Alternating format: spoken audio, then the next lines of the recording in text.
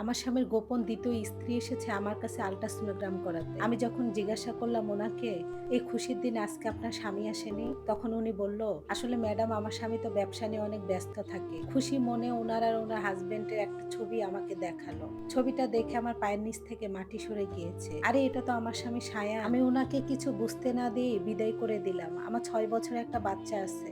আফরিন নামের মেয়েটা যখন হাসি মুখে আমার চেম্বার থেকে বের হয়ে গেল, আমার অ্যাসিস্ট্যান্টকে আমি বললাম আজকের মতো রুগী দেখা এখানেই শেষ, বাকি যারা আছে তাদেরকে অন্য ডেট দিয়ে এটা দাও। বলেই আমার চেম্বারের ভিতর থেকে দরজা আটকে আমি চেয়ারে ধপ্পাস করে বসে পড়লাম। আমার শরীরটা থরথর করে কাঁপছিল, কিছুতেই বুঝতে পারছিলাম না। টেবিলে রাখা কাচের পানির গ্লাসটা ধরতে গিয়েও পানিটা হাতে ধরতে পারলাম না। পানিগুলো পড়ে কাচের গ্লাসটা ভেঙে খান খান হয়ে গেল, ঠিক যেমন আমার জীবনের মতো। মোবাইলের স্ক্রিনে দেখা সায়নের মুখে মুচকি হাসিটা এখন আমার চোখের সামনে ভাসতেছিল। যেই মানুষটা প্রতিদিন সকালে আমার আর আমার 6 বছরের ছেলে আদিবের কপালে চুমু দিয়ে বাসা থেকে বের হয়, যেই মানুষটা রাত্রে ফিরে আদিবকে কোলে নিয়ে ঘুম পাড়ায় গল্প বলতে বলতে, সেই মানুষটা এখন অন্য কারো স্বামী, আর সায়নের সন্তানে ওই মেয়েটার গর্ভে বড় হচ্ছে। ব্যবসা নিয়ে আমার স্বামী অনেক ব্যস্ত থাকে। আফরিনের বলা এই কথাটা আমার মাথার ভিতরে ঘুরতে শুরু করলো। সব হিসাব যেন আস্তে আস্তে মিলে যাচ্ছে।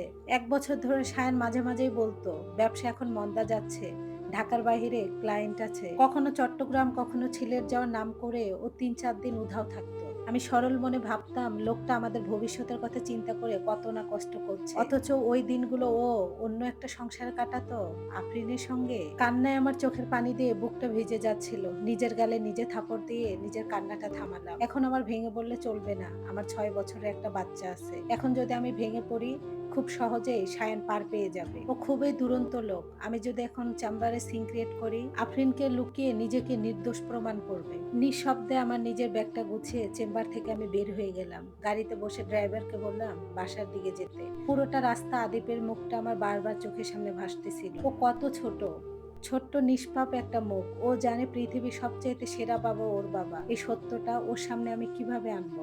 বাসায় পৌঁছাতে আমার 7টা বেজে যায়। যে আমি কলিং বেল দিলাম, কলিং বেলে আওয়াজ শুনে আদিব দৌড় দিয়ে এসে দরজা খুলে দিয়ে আমার গলাটা জড়িয়ে ধরলো।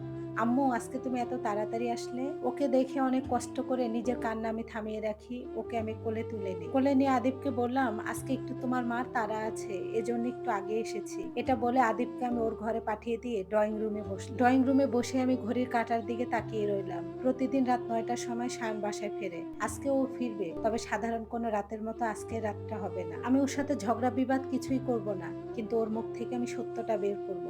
এমন ভাবে বের করব যা ও কখনো কল্পনাও করতে পারবে না। রাত 9টা বেজে 10 মিনিট লক ঘুরানো শব্দ হলো। সায়ন ভিতরে ঢুকলো মিষ্টির কার্টুন হাতে, মুখে ক্লান্তি কিন্তু সেই মায়াবী চিরচেনা হাসি। সায়নের মুখের দিকে তাকিয়ে আমার ভিতরে ঘৃণাটা ধাউ ধাউ করে জ্বলতেছিল, কিন্তু মুখের মধ্যে মিথ্যা একটা হাসি টেনে বললাম, কি ব্যাপার, আজকে এত খুশি কেন? আবার হাতে মিষ্টি। সায়ন মিষ্টির কার্টুনটা ডাইনিং টেবিলে রেখে জ্যাকেট খুলতে খুলতে বলল, আরে বলো না, ব্যবসার আজকে অনেক বড় একটা ডিল ফাইনাল হয়েছে। অনেক দিনের ঝামেলা একটা আজকে শেষ হলো। মনে মনে ভাবলাম ঝামেলা তো আজকে থেকেই শুরু। সায়নের মুখে বড় ডিল ফাইনাল হয়েছে কথাটা শুনে আমার বুকের ভিতরটা চূর্ণ বিচ্ছিন্ন হয়ে যাচ্ছিল, কিন্তু আমার ভিতরে ঝড়টাকে বাহিরে আমি প্রকাশ পেতে দিলাম না। যেই মানুষ এত নিখুঁত ভাবে অভিনয় করতে পারে, তার সত্য মুখোশটা টেনে খুলতে আমাকেও ঠিক তেমন চতুর হতে হবে। আমি মুচকি হাসি দিয়ে মিষ্টির কার্টুন থেকে মিষ্টি বের করলাম আর বললাম, আচ্ছা যাও, হাত মুখ ধুয়ে আসো, আমি চা বানাচ্ছি। আজকে স্পেশাল ডিল ফাইনাল হওয়ার সেলিব্রেশন হবে। শায়ন আমার কথা শুনে অবাক হলো কিনা জানি না, তবে ওই হাসি মনে ভিতরে ওয়াশরুমে চলে গেল। ও রুমে ঢুকতেই আমি রান্নাঘরে যেয়ে চার পানি বসালাম। ধারালো একটা ছুরি হাতে নিলাম, লেবু কাটার বাহানায়।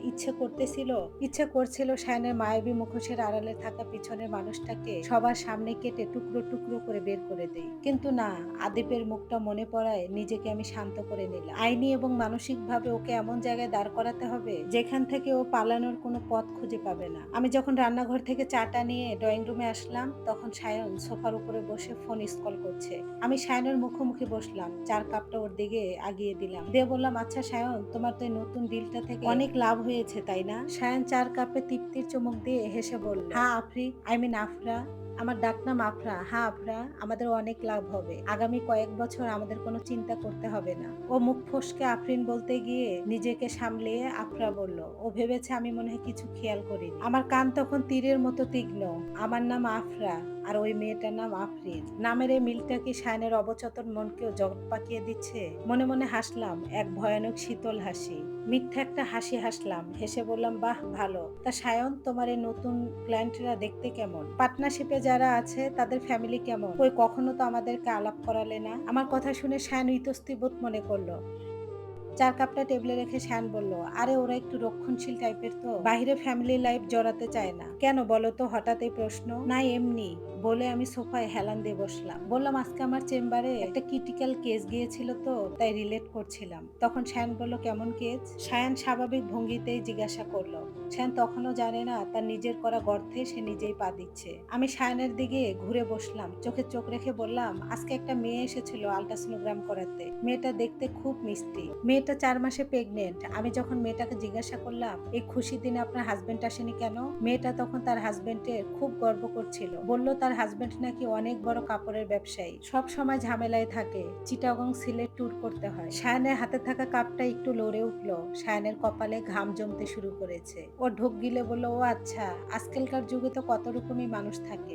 কথা শেষ হয়নি সায়ন, তখন আমার গলাটা আমি আরো নরম করলাম, আরো পরিষ্কার করে নিলাম। মেয়েটা তখন খুব বেশি খুশি হয়ে তার মোবাইলে থাকা তার বরের সাথে একটা ছবি দেখালো আমাকে। বলল, ম্যাডাম দেখেন, আমার স্বামীটা কত বেশি কেয়ারিং। ছবিটা দেখে আমার কি মনে হলো জানো? সায়ন তখন সোজা সোফায় বসে পড়লো। ওর মুখে থাকা ক্লান্তি, সে মিষ্টি হাসিটা এক নিমিষে উধাও হয়ে গিয়েছে। ও ফ্যাকাশে চোখে আমার দিকে তাকিয়ে রইলো। কি মনে হলো? আমার মনে হলো দুনিয়াটা কত ছোট। পকেট থেকে আমি মোবাইলটা বের করলাম। আফরিন যখন আমাকে ছবিটা দেখাচ্ছিল, প্রেসক্রিপশন দেখানোর বাহানা করে ওই যুগলবন্দি ছবিটার স্ক্রিনশট আমার মোবাইলে আমি নিয়ে নিই। আমি মোবাইলটা বের করে সরাসরি শায়নের চোখের দিকে ধরলাম। আমার মনে হলো এই মেয়েটার পাশে দাঁড়ানো লোকটা হুবহুব আমার স্বামী শায়নের মতো দেখতে, যার ডান গালে একটা ছোট্ট তিল আছে, আর সে এভাবেই জড়িয়ে ধরে হাসে। শায়নের হাতে থাকা 4 কাপটা টেবিলে রাখার সময় একটু চা ছিটকে পড়লো। ওর ফর্সা মুখটা মুহূর্তে ফ্যাকাশে হয়ে গেল। ও জোর করে একটা শক্ত হাসি হাসতে চাইলো। কি যে বলো আপরা, পৃথিবীতে কত রকম মানুষ আছে দেখতে। আমি তখন উঠে দাঁড়ালাম। এই লাইভ হিস্ট্রিটা দ্বিতীয় পর্বের জন্য অপেক্ষা করুন। ধন্যবাদ সবাইকে।